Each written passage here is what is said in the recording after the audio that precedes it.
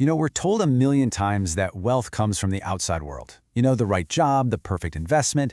But what if the biggest factor for attracting success is actually your internal state? Today, we're going to dive into how to build a mind that doesn't just put up with problems, but actually uses them as fuel, even when the world outside feels totally chaotic. Let's get into it. So let me ask you something right off the bat. Think about the last time something really went wrong for you. Maybe a project at work just blew up, you got some bad news, or a plan you were excited about completely fell apart. In that exact moment, what was your mind like? Seriously, was it calm, stable, clear? Or was it just a total storm of anxiety and thoughts racing a mile a minute? Be honest with yourself, because how you answer that question, well, that's everything. So this really boils down to operating in one of two modes when a problem hits. On one side, you've got the repelling mind. This is when you feel anxious, chaotic, and all you can see is destruction. That inner turmoil literally pushes away good ideas, solutions, and opportunities. But then, there's the attracting mind. This is when you're calm, stable, and somehow you're able to see the opportunity hiding inside the crisis. This state, this feeling, it acts like a magnet for the exact things you need to not just get through it, but to come out ahead. Okay, so the big question is, how do we make that shift? How do we go from repelling to attracting? Well, it all starts by completely changing how we think about what a problem even is in the first place. This idea right here, this is the core of the whole thing. We're trained to see problems as these big, scary things that are here to destroy our peace and our plans. But what if that's not their purpose at all? What if they're just tests? Every single problem is a test of what our source material calls your wave, your inner energy, your emotional state. They're not there to break you. They're just there to see how stable you are. And here's the best part. The purpose of these tests isn't to watch you fail. It's to make you stronger. When you face a challenge and you manage to stay centered, to stay calm, you pass the test. And your inner wave, your energy, doesn't just survive. It actually gets more stable, more powerful. And that new stability lets you handle even bigger opportunities and even bigger challenges down the road. You're literally leveling up. So, to strengthen that inner state, we first have to get really good at noticing when it's starting to get shaky. Let's look at the key warning signs, the little alarms that tell you your mind is starting to slip from attracting into repelling mode.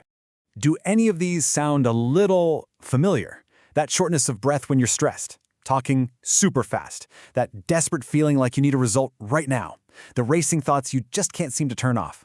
Look, these are not personal failures. Think of them as alarm bells from your body and your mind signaling that your inner state is becoming unstable. They're your cue to pause and recenter before you make your next move. All right, so you've spotted the warning signs, the alarm is going off. What can you actually do in that moment? Let's dive into some simple, super practical tools to reset your energy and get that calm back. First up is the 3-breath reset. It's so simple, but don't let that fool you. It is incredibly powerful. The second you feel that anxiety creeping in, just stop. Inhale slowly for a count of 4, and as you do, think to yourself, I'm receiving new, clean energy.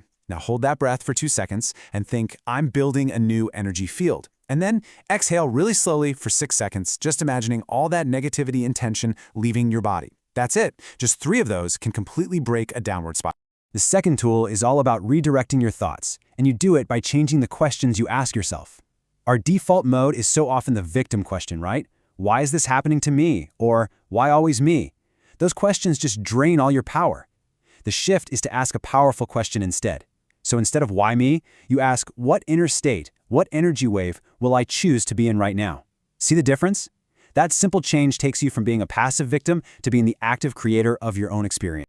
Now, for an even deeper level of stability, we can look at an ancient Buddhist concept called Lokodharma 8.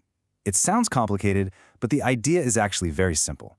It refers to the 8 worldly conditions, basically the inevitable pairs of opposites that are just a natural, unavoidable part of being human.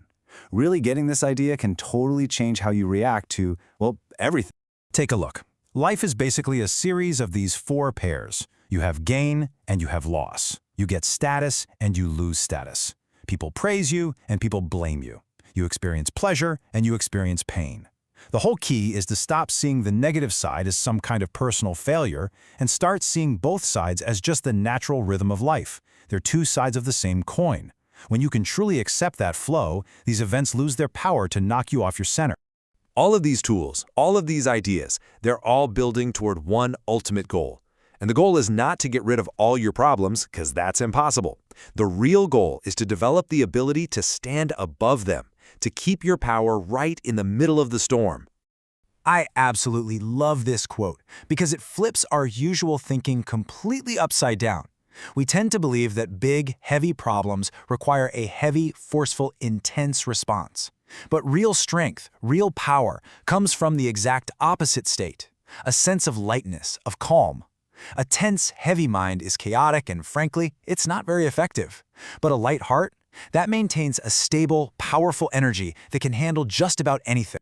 So this is really the final takeaway. This is what it all comes down to.